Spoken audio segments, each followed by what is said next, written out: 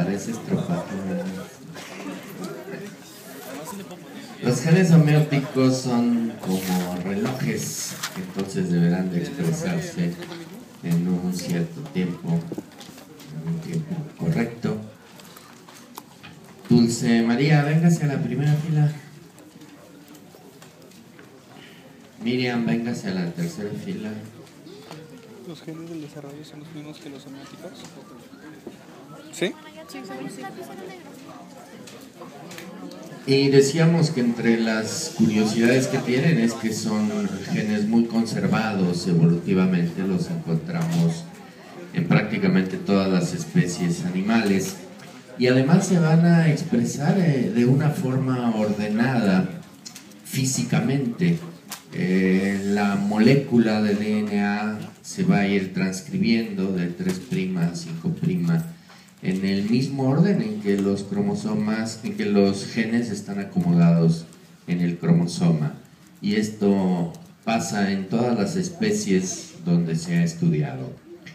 En el humano sabemos que los genes del desarrollo homeóticos se clasifican en 4 grupos, en 4 clústeres, a los que se denominan A, B, C y D. Usualmente estos 4 clústeres de genes homeóticos están repetidos como un mecanismo de seguridad. La naturaleza nos ha puesto ahí 4 copias iguales. Estas 4 copias están repartidas en 4 cromosomas diferentes, el 7, el 17, el 12 y el 2, y corresponden a los clústeres. El clúster A está en el cromosoma 7, el clúster B en el cromosoma 17, el clúster C en el cromosoma 12 y el clúster D en el cromosoma 2.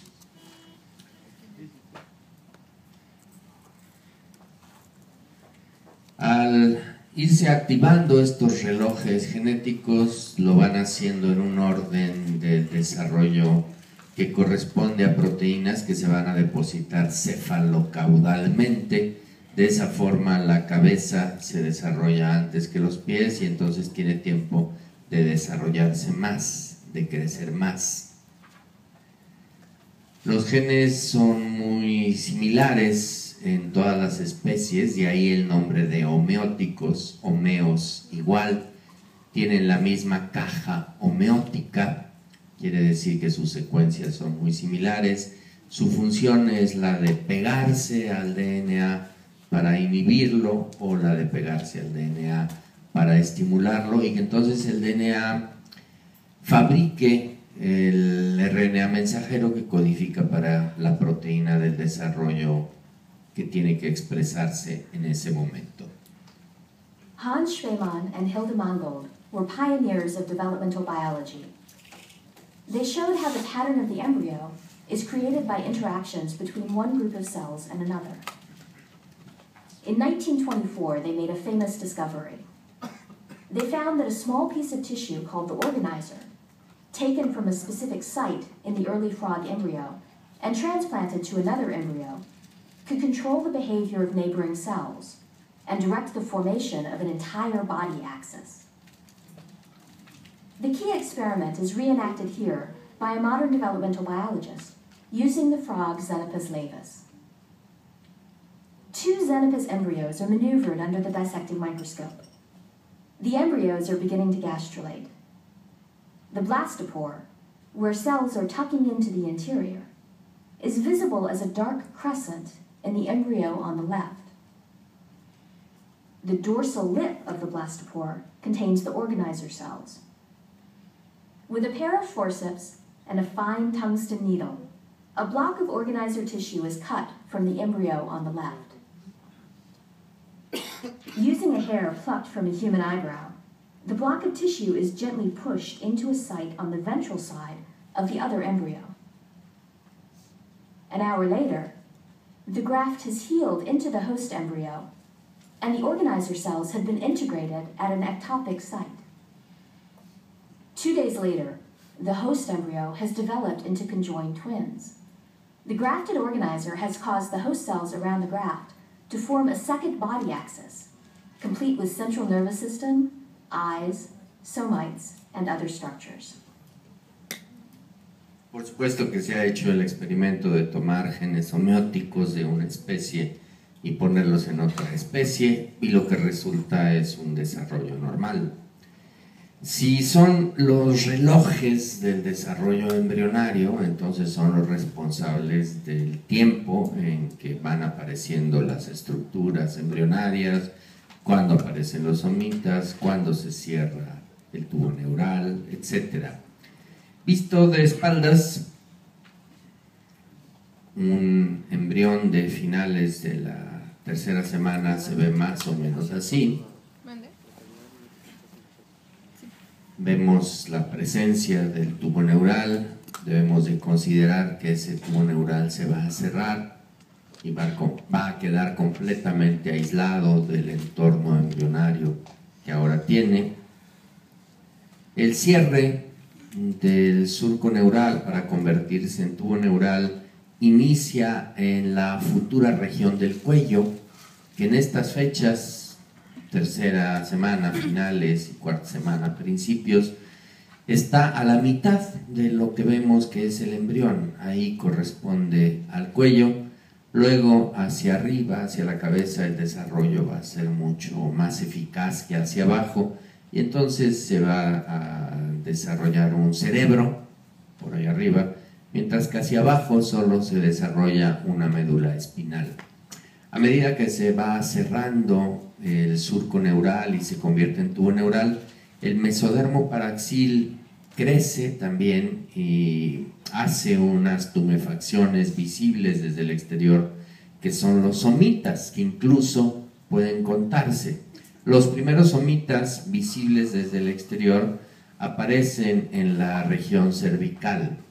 No son los únicos somitas, veremos que hay somitas arriba y abajo de la región cervical, pero son los primeros que se ven, son los más llamativos y son los que primero se cierran al cerrarse el surco neural y convertirse en tubo neural.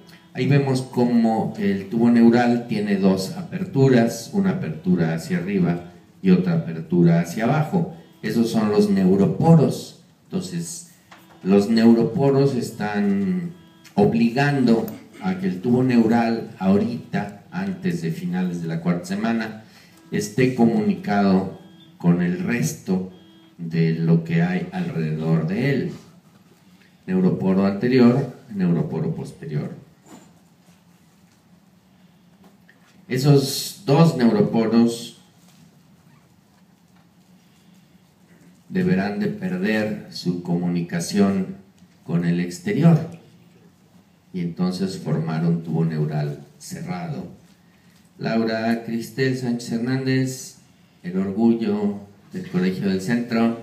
¿Qué hay adentro del tubo neural? ¿O con qué están comunicados los neuroporos? ¿Qué rellenará al tubo neural? El ectodermo, que se me imagino, es un hueco, ¿no? Revestido de... ¿Es hueco?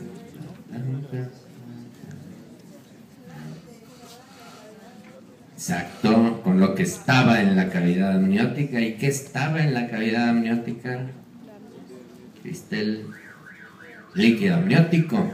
Entonces lo que rellena al tubo neural es líquido amniótico.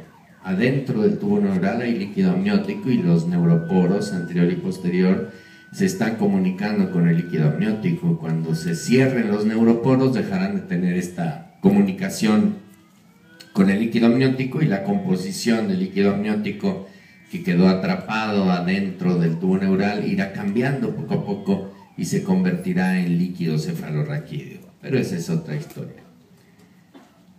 Entonces, por encima del tubo neural está la cavidad amniótica con su líquido amniótico, y ahí se está formando el surco neural y luego el tubo neural. ¿Qué pasa?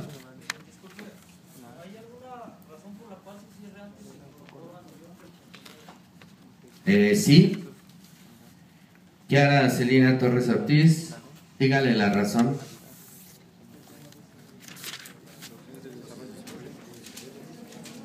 Bueno, no sé si sea por lo de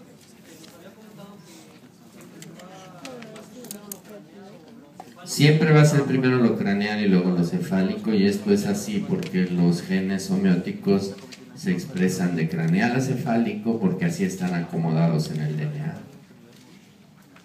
¿Sí? En la hebra codificante están acomodados de 3' a 5'.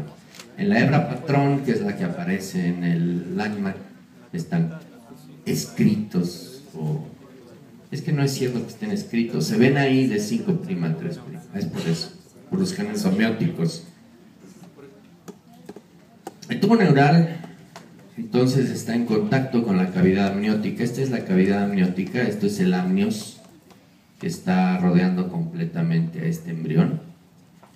Estoy siguiendo los contornos del amnios. Esto es el cordón umbilical y este es el saco vitelino de estas fechas, ¿sí? De principios de la 4ª semana. El neuroporo anterior se ve muy grande aquí arriba, abierto y comunicado con el exterior, con el líquido amniótico. El neuroporo posterior no se ve, pero debe estar por esta región. Si le doy vuelta al embrión, veo muy claramente el neuroporo anterior, abierto por arriba.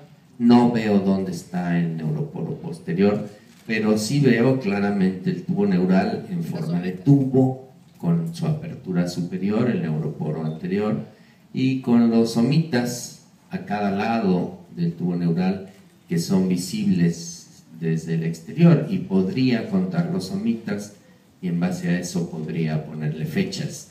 En el microscopio así se ve el tubo neural. Los límites del tubo neural están teñidos más intensamente. Entonces la parte anterior del tubo neural tiene un mayor desarrollo, tiene vesículas que no vemos en la parte posterior del tubo neural, donde nada más es una línea. Aquí va a formar la médula espinal y acá va a formar los hemisferios cerebrales, el mesencéfalo, el puente, el bulbo raquídeo, todo eso. Alrededor del tubo neural están los somitas, que sí son visibles en el microscopio, son estos acúmulos celulares segmentados, que es lo que nos permite hablar de somitas. Donde no hay esta segmentación de los somitas, o donde la segmentación no es tan clara, hablamos de somitómeros. En un principio todo esto fueron somitómeros, pero al desarrollarse la segmentación, entonces ya hablamos de somitas. El neuroporo anterior va a perder su comunicación con la cavidad amniótica.